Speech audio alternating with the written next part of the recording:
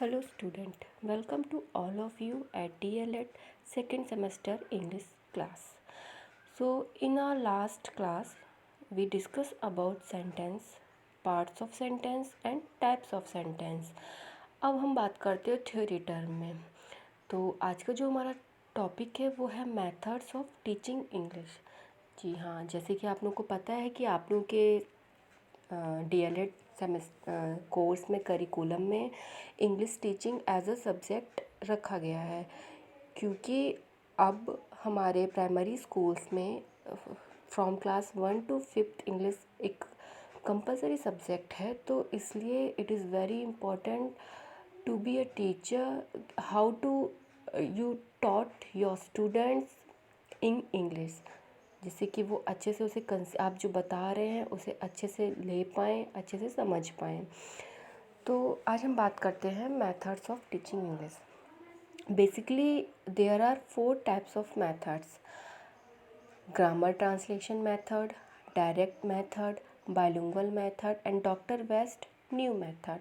ठीक है, तो ये जो चारों मेथड हैं इनके चारों अलग अलग कैरेक्टरिस्टिक्स हैं, जो कि इनके कुछ ड्रॉबैक्स भी हैं। और हाँ, आपके एग्ज़ाम्स में दो एडवांटेजेस या दो इम्पोर्टेंट पॉइंट्स या फिर आप दो ड्रॉबैक या इस तरह के क्वेश्चंस बनते हैं, तो हम उन सारी चीज़ों को कवर करते हुए चलते हैं, जैसे कि एक टॉपिक में आप ये सारी चीज़ें कवर कर लो और शॉर्ट में आप अच्छे से लिख पाओ और समझ पाओ और आप उसे प्रैक्टिकल टर्म में भी अपनी टीचिंग में यूज़ कर पाओ। ठीक है, तो हम पहले बात करते हैं ग्रामर ट्रांसलेशन मेथड पे। ये method the students first of all study the parts of speech like conjunction, syntax in detail and applied in translation exercise during and after the lesson. Okay, इसमें क्या है कि आप स्टूडेंट्स को पहले आप जो उसका ग्रामर पार्ट है आप उससे उसको परिचित कराते हो। ठीक है, और इसमें आप parts of speech means noun, pronoun, conjunction, adjective, verb, adverb, syntax, ये सारी चीज़ें बताते हो। इससे क्या होगा ना फ़ायदा कि आप जब उसको एक एक्सरसाइज दोगे प्रैक्टिस करने के लिए तो वो सारे रूल वो अप्लाई कर पाएगा। मीन्स उसको पहले रूल बताते हो, उसके बाद आप उसको प्रैक्टिस पेपर पे प्रैक्टिस पैटर्न आप उसको देते हो। तो इसका फ़ायदा ये है कि उसको रूल पहले से पता है, उसको वहाँ अप्लाई करना है। ठीक है, this method is based on the principle that a foreign language is best learned through its grammar. Okay, देखिए किसी भी लैंग्वेज को पढ़ने के पढ़ाने के कई तरीके होते हैं और सबका इसमें अलग अलग अप्रोचेज़ होता है। तो एक बहुत ही फेमस और बहुत ही माना हुआ अप्रोच है कि अगर आप किसी फॉरेन लैंग्वेज को सीखना चाहते हो तो आपको पहले उसकी ग्रामर आनी चाहिए। ठीक है, तो ये जो ग्रामर ट्रांसलेशन मेथड है ये इसी थ्योरी पे बेस है। This method emphasizes the importance of reading and neglects training in speaking and listening. ठीक है, तो आप यहाँ पे इसमें स्पीकिंग और लिसनिंग का जो है एम्फसाइज उसमें नहीं दिया जाता है। It is a best way to build up a vast vocab, it requires no teaching material.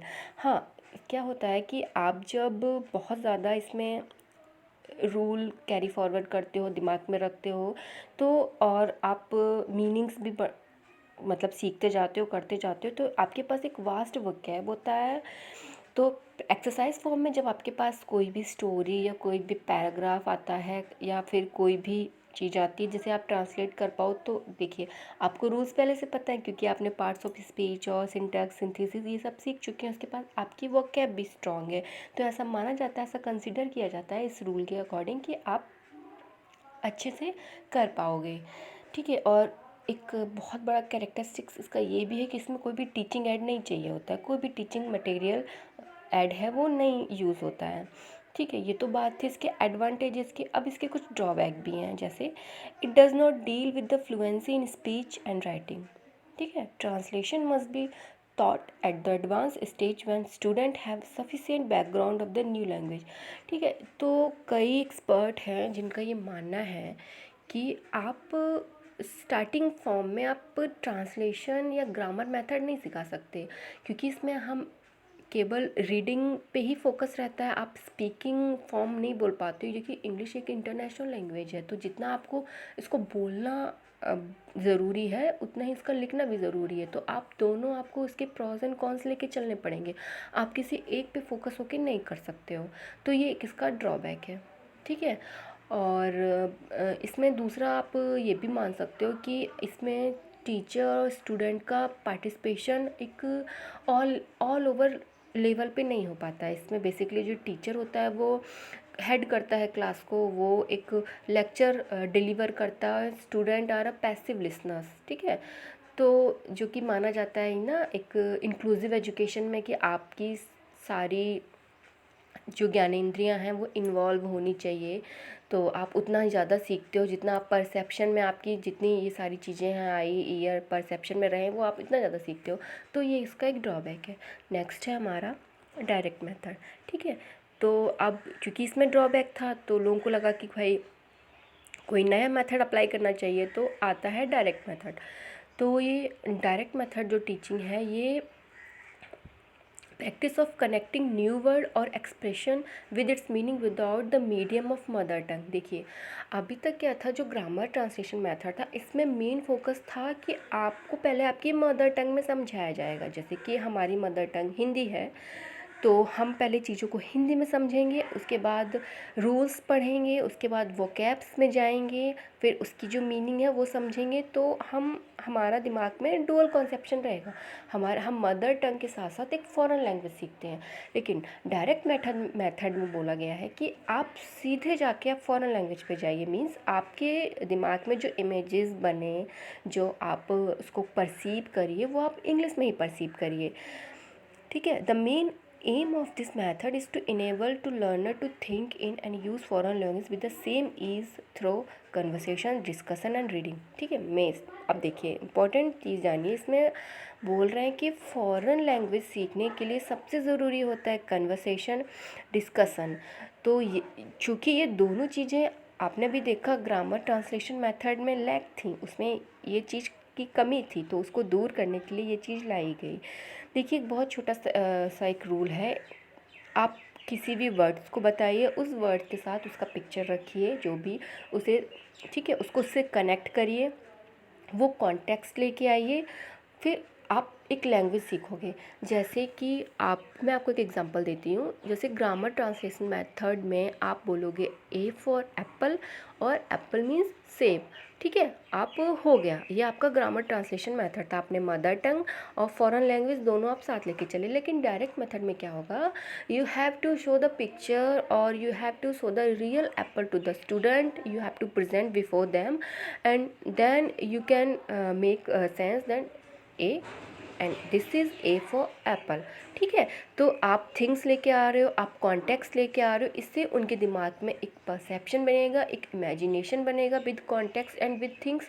तो वो चीज़ों को हिंदी में या मदर टंग में ना सोच के, ना समझ के, वो डायरेक्ट उसी वे में लेंगे, ठीक है। ये तो थे इसके एडवांटेजेस। अब इसके ड्रॉबैक देखिए, ये बोला जा रहा है it may be difficult and limited to the high IQ student. ये ठीक है भाई, जो हाई आईक्यू स्टूडेंट है वो तो ये समझ सकते हैं, बट जो नॉर्मल है, एवरेज स्टूडेंट हैं, उनके लिए बहुत टफ है। और हमारे जो एजुकेशन सिस्टम है उसमें ऑडियो विजुअल एड्स भी इतने ज़्यादा ईजिली अवेलेबल नहीं है। सो ये बहुत एक्सपेंसिव हो जाएगा।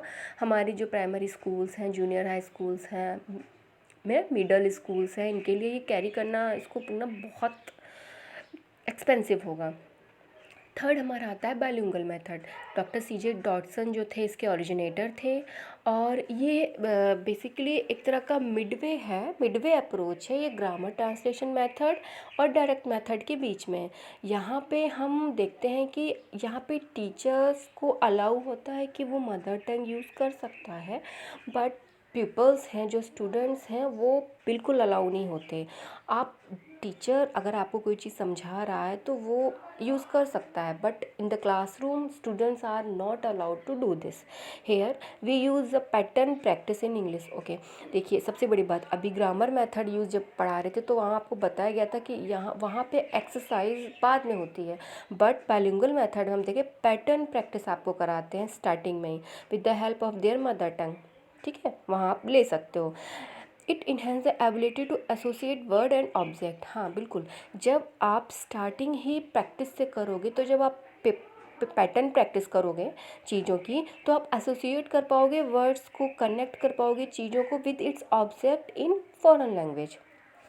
ठीक है, और अब इसका ड्रॉबैक देख लिए कि ये जूनियर क्लास में तो ठीक है, यूज़फुल है, बट आगे की क्लासेस में जहाँ एक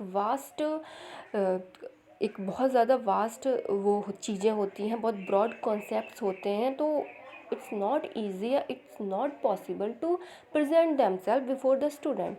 तो वहाँ आप क्या करोगे, ठीक है। और दूसरे इट रिक्वायर्स सफिशिएंट नॉलेज हो, तो बोथ ऑफ द लैंग्वेज, बिल्कुल। यहाँ पे टीचर्स के हाथ में भी बहुत सी चीज़ें होती हैं कि अगर वो सफिशिएंट उसको नॉलेज नहीं है, एक्सपर्ट नहीं है अपने फील्ड में, तो मुश्किल आ सकती हैं। अब हमारा फोर्थ है डॉक्टर वेस्ट न्यू मेथड। तो जो एमपी वेस्ट थे वो इसके इन्वेंटर थे। और देखिए, एक कोठारी कमीशन आया था इंडिया में, तो उसने ये रिकमेंड किया था कि आप इंग्लिश को, क्योंकि भाई इंटरनेशनल लैंग्वेज है, it's just like a window through which we can go to the whole world, तो आप इसको निगलेक्ट या अवॉइड नहीं कर सकते, तो आप इसको एक लाइब्रेरी लैंग्वेज बनाइए। तो इस पे फोकस करिए आप, रीडिंग, इंटेंस रीडिंग, मोर रीडिंग। यही बात डॉक्टर एमपी वेस्ट भी कहते हैं कि इंडिया की सिचुएशन के अकॉर्डिंग इसमें आप इंटेंस रीडिंग पे जोर दीजिए जब वो पढ़ेगा। ठीक है, देखिए, reading and the rest of skills are for passive use. ठीक है, in this procedure of the doctor West method he give the importance of silent reading. Once the child learns to enjoy reading, it means that he has attend some definite and probably permanent achievement in the language. ठीक है, जैसे जैसे वो intense जाएगा, वो उसमें उसके लिए एक अट्रैक्शन आएगा, वो इंजॉय करेगा रीड करना, तो वो उसमें अपना इंटरेस्ट दिखाएगा, तो वो बहुत अच्छे से चीज़ों को समझ पाएगा। अब देखिए, इसका एक ड्रॉबैक है कि साइलेंट रीडिंग और फास्टर रीडिंग, मतलब आप एज ए टीचर आप ये कैसे कंपेयर करोगे कि आप भाई बहुत साइलेंट रीड कर रहे हो, वो इंटेंस है, बहुत अच्छी जा रही है, आपको समझ में आ रहा है, वो एक टीचर के लिए जज कर पाना बहुत मुश्किल है। Grammar is also very critical, ठीक है, at any language, but here we find less concentration upon grammar teaching. और यहाँ पे ग्रामर टीचिंग के भी बारे में कोई स्पष्ट नॉलेज आपको नहीं दी गई है कि कैसे पढ़ाना है, क्या नहीं पढ़ाना है, वो आपको बोल रहे हैं कि बस आप रीड करिए, तो ये इसका ड्रॉबैक था। तो अगर हम ओवरऑल कहें, चारों मेथड में से कोई भी अपने आप में कंप्लीट मेथड नहीं है, हाँ, बट आप according to the situation, according to the IQ level of student, according to the school, आप देख लीजिए, आप मिक्स मैच करके, ठीक है, जिसे सिचुएशनल स्टडी कहते हैं, आप क्लास में इसको सपोर्ट कर सकते हैं। तो ये था आपका सेकंड चैप्टर। आई होप आपको समझ में आया हो। बाकी ये नोट्स हैं, आप देख सकते हैं। और हाँ, जैसे कि कोरोना पैंडेमिक इस ना केवल इंडिया में बल्कि पूरे वर्ल्ड में फैला हुआ है, so please stay home, safe home. बाकी की वीडियो बाद में अपलोड करते हैं। Thank you.